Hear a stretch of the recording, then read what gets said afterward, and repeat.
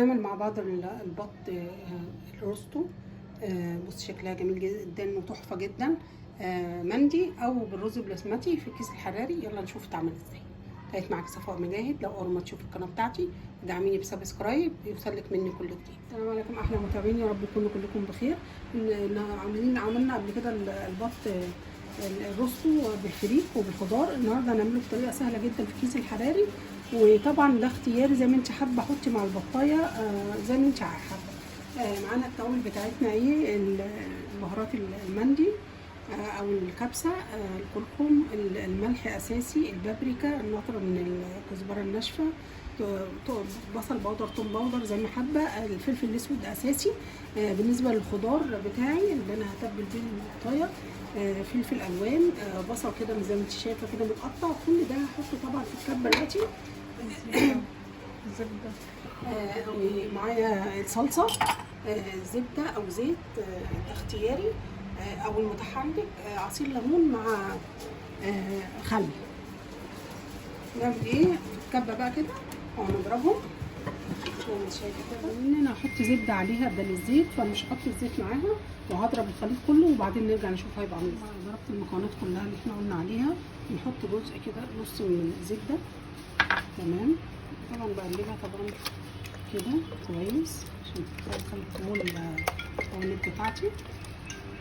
ابتدي احط على جوه البطايه، وطبعا انا فرقت كده زي ما انت شايفه. حطيت ايدي كده بصوابعي طبعا مش بحاجه عشان ما اقطعش الجلد كده. فرقت كده بين الجلد وبين البطايه نفسها عشان احشي فيها الحشوه الجميله دي. هحطها كلها كده وبعدين ابيتها في التتبيله، يبقى افضل عشان تشرب منها. نفتح كده الجلد مع بعض كده ونحط كده. هنكمل بقى بقيه التتبيله كلها ونليفها بيها خالص كده، وبعدين نحطها بستريتش ونبيتها في التتبيله. هحضر الرز البسمتي اللي هنحطه مع البطه. معلقه زيت كده طالما هحط زبده. تمام. فك بقى كده شويه. انزل بالبصل عادي يصفر ونرجع نشوف. البصل لما صفرت زي ما انت شايفه كده، بنزل عليها بالتوابل بتاعه المندي او الكبسه، مع نقرة زعفران، مع اساسي الكركم، اللورة، الحبهان، اللومي، الملح، نطرة من القرفة لان مفيش عندي عيدان، وطبعا ده ايه بديل ده. ونديها كده اهو كلها ونديها تقليبه لغايه ما اشم ريحتها كده. ريحتها تحفه طبعا. انزل عليها بالجزرايه المبشوره. دي طبعا حسب كميه الرز اللي انا هعملها. انا النهارده هعمل كوبايتين رز بسمتي بس مش اكتر، فانا عاملاها ايه، عامله لها الخلطه كده قليله. تمام. بعد ما التشويحه ريحتها طبعا تحفه جدا. معايا هنا اهوت ربع كوبايه من الزبيب نقعتها من زيت السكر بتاعها بنزل بيها. طبعا لو عندي اي مكسرات متاحه احطها، بتدي طبعا الوجبه قيمه غذائيه عاليه. بس لغايه كده اهو تشويحه تمام كده. تمام. نجيب بقى الرز، ننزل بالرز بقى اهو ونديله تقليبه كويسه كده. تمام زي ما انت شايفه كده اهو. يبتدي ياخد اللون الجميل بتاع الكركم والزعفران. لو لقيت طبعا اللون قليل شويه بديله وازود له حبه كركم او زعفران بس كده. تعالي بقى نشوف هنعمل ايه في البطه. زي ما انت شايفه حطيت الرز بتاعي في الكيس الحراري. البطه اهي موجوده اهي بس كده. معايا بوكيه جرنيه بقى زي ما انا حابه. حطيت له حبه ملح وحبه فلفل ومعلقه زبده بس. بعمل ايه، حابه اعمل كده واوريكي. طبعا انا حاشيها اصلا زي ما انت شايفه. بدخل بقى البوكيه جرنيه بتاعي دوت جوه البطايه عشان ايه، ده خضار، ده شويه خضار كده على الماشي هيدوا طعم حلو جدا وتحفه. هندخلهم كلهم.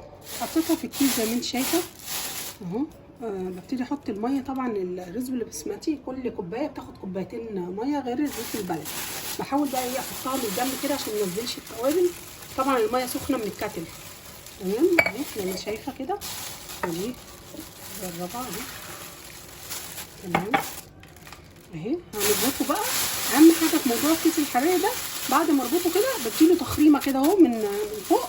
هوريكي كده زي ما انت شايفه كده اهي. بصي كده اربطه اديله تخريمه من هنا من فوق عشان ما ينزلش السوائل بتاعته. حطه في الفرن على درجه حراره 180 وبعدين نشوف. دي كان منظر البطايه لما طلعت من الفرن. طبعا شكلها تحفه جدا. بتحدث عن نفسها اهي، سهله وبسيطه جدا. عملناها طبعا في الكيس الحراري زي ما انت شفتي. الرز طالع مفلفل، اقدر اوصف لك طعم جدا.